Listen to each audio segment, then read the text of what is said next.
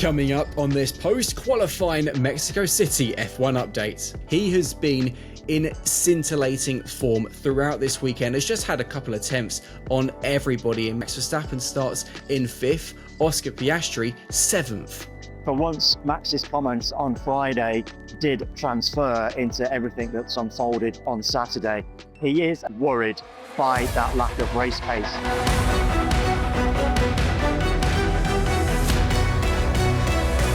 Lando Norris crushes the competition to storm to pole in Mexico City as both Max Verstappen and Oscar Piastri encounter qualifying sessions to forget. From Racing News 365, my name is Nick Golding, and I'm delighted to be joined, as always, by lead editor Ian Parkinson. Where on earth do we begin?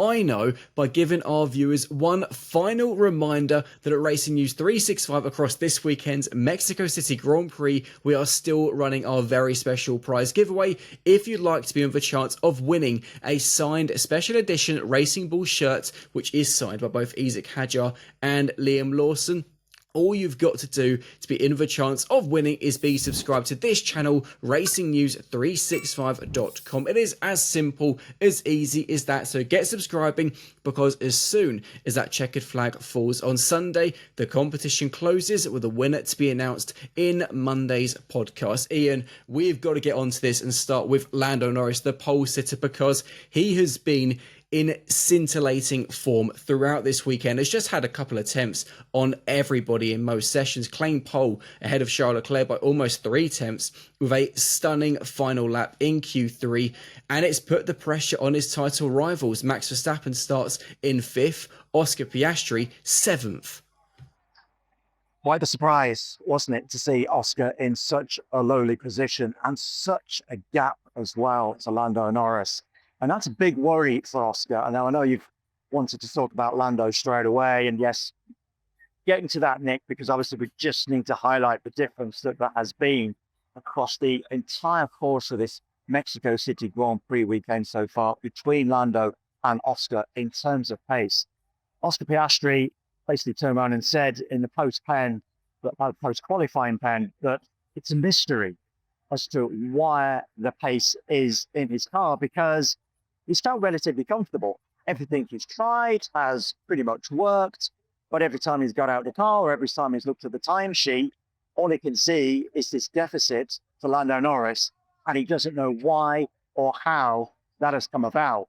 On the flip side of that, Lando Norris has, however, been quite sublime. That was an exceptional qualifying performance. We have to give credit where it's due. Mexican fans, though, not happy with Lando Norris.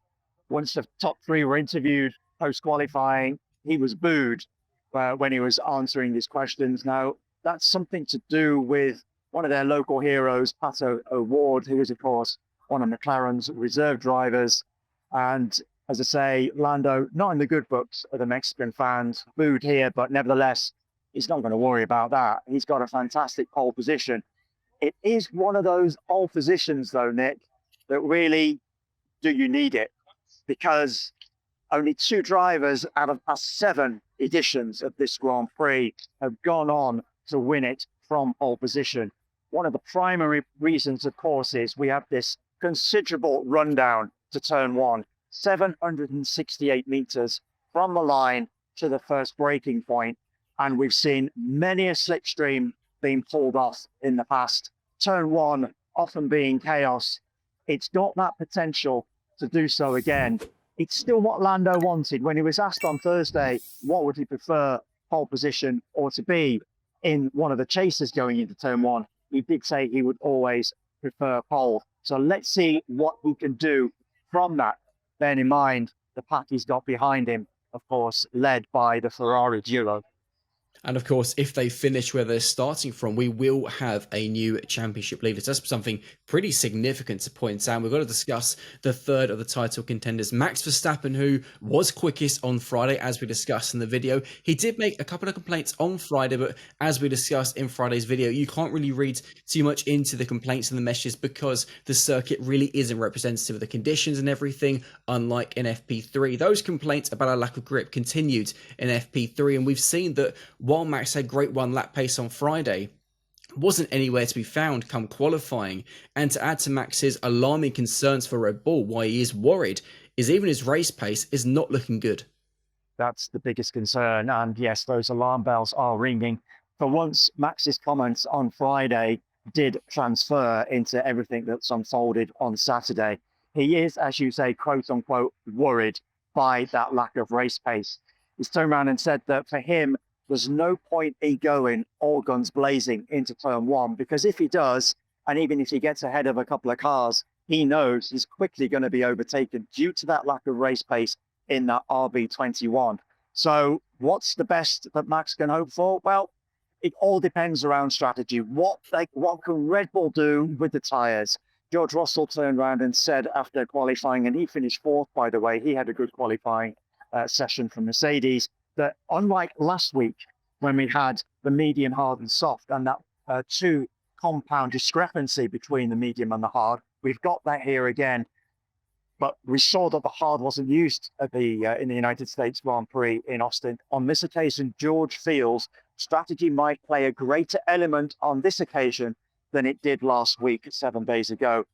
Will that help Max in any way, shape or form? Red Bull have certainly got a lot of work to do. Can they get something to work for Max Verstappen in that car going into the Grand Prix tomorrow around strategy primarily, because of course nothing can be done to the car overnight. The cars are now closed on the part for May. So Max and Red Bull, an unhappy Max, it has to be said for once, bearing in mind how relaxed he's been feeling primarily of late, given the performance of that RB21 on this occasion. As I say, not a happy chap going into the Grand Prix tomorrow. It's going to take a big ask for Max to get on that podium, given the performance of the cars ahead of him. And his frustration is obviously understandable, because he knows that one bad weekend could be the difference in him really getting into this title fight and slipping completely out of it. Worth pointing out as well that Yuki Tsunoda was eliminated in Q2. So yeah, a difficult day overall for Red Bull. We're going to go on though to the Ferraris, who were simply brilliant actually. We again spoke Friday how they look good, but we can't read too much into it because it's Ferrari. They seem to be inconsistent from session to session. Not the case this weekend. Across the board, looking really strong. Leclerc in second, was provisionally on pole, I think, to a lot of people's surprise. Ended up in second with Lewis in third. That is Lewis Hamilton's first top three qualifying result for Ferrari. His best qualifying of the season in Grand Prix. The first time that Lewis and Charles were both qualified in the top three as a result on the same weekend. And overall, Lewis pointed out himself that third, where he starts from, is quote unquote the perfect spot. Could we get a Lewis win on Sunday? It is a very good spot. Whether it's the perfect spot, that's hard to say. That only time will tell, of course, within that 768 meter run down to turn one.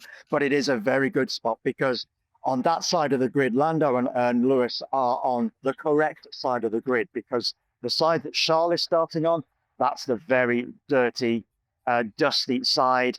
And we've often seen that the driver starting in second spot often has to pull across and do what they can to get on that clean side, because that's where the grip is. So for Lewis going into turn one, yes, it's fantastic spot that he's starting from. He's going to get that slipstream behind Lando Norris.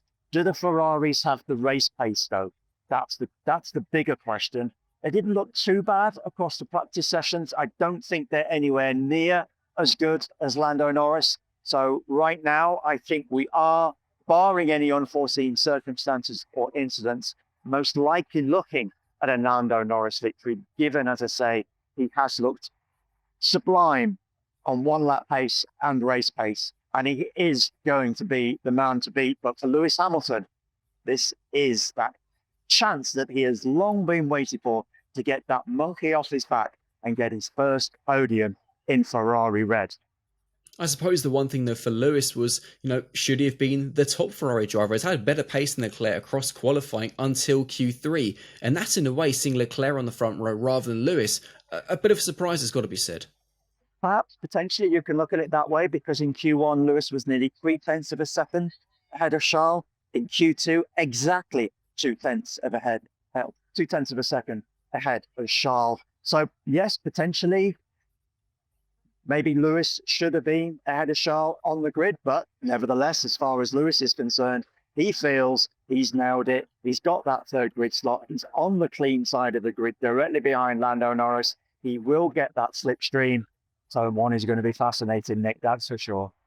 It absolutely is. To go through the top 10 on the grid for the Mexico City Grand Prix, it is Lando Norris on pole after setting a 1 minute 15.586, claiming pole by nearly 0.3 of a second from Charles Leclerc. Hamilton in third, George Russell doing a brilliant job to get fourth, Verstappen in fifth, Kimi Antonelli a really good sixth, Oscar Piastri seventh. We'll mention one more thing on him in a moment. Isack Hadjar in eighth, Oliver Behrman in ninth, and Yuki Tsunoda in 10th. However, Ian, it's worth pointing out that actually Oscar Piastri would have been a position lower in 8th had it not been for a certain Carlos Sainz having a 5-place grid penalty for obviously hitting Kimi Antonelli last weekend in Kota. Carlos had actually qualified in 7th ahead of Oscar, so a small blessing in disguise for Oscar. And actually, Carlos has spoken out, about this 5-place grid penalty, should I add, and his displeasure at it. He's not being happy with it, plans to talk to the FIA about it later in the year in Qatar when the driver guidelines will be discussed. He revealed that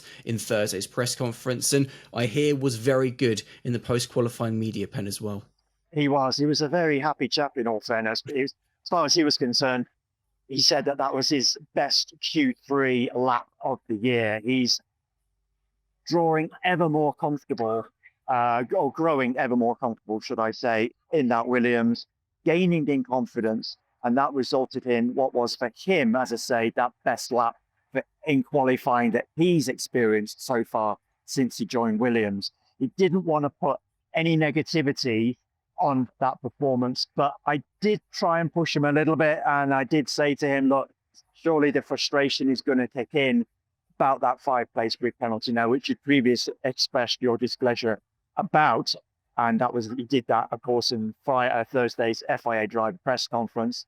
And yes, he did turn around and say that, yes, when he's lining up tomorrow and he's down the grid, yes, that's when the frustration will start, because he knows he's got a lot of work to do to force his way into the top 10.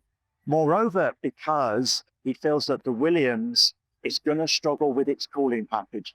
And he knows that as the race wears on, given the high altitude of this circuit and how important a cooling package is for all the F1 cars, that it's going to be a case of having to manage those temperatures towards the end of the race and hopefully hang on to something, because, as I say, Mexico City, 2,200 meters above sea level, 20% less oxygen. That means the cars have to work that much harder. That means the cooling package is so much more important, because everything starts to overheat inside those cars. But for Carlos Sainz, I apologize, Carlos, I should use your first name first and foremost.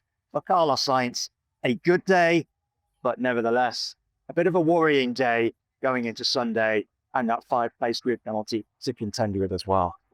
Yeah, engines and brakes getting too hot. It's going to be something to keep a very close eye on Sunday. And let us know in the comments below if you think Sunday is going to be a pivotal day come the end of the year in terms of the title fight. I have a feeling it might just be. Ian, amazing stuff as always. For those who've been watching this F1 update, please do smash the like button, subscribe to the channel, not only if you want a chance of winning that Racing Ball shirt, but also if you do enjoy our content. I hope you do. And of course, comment below your thoughts on qualifying and your thoughts ahead of the race. For myself and Ian, we will see you after the race on Sunday. See you later.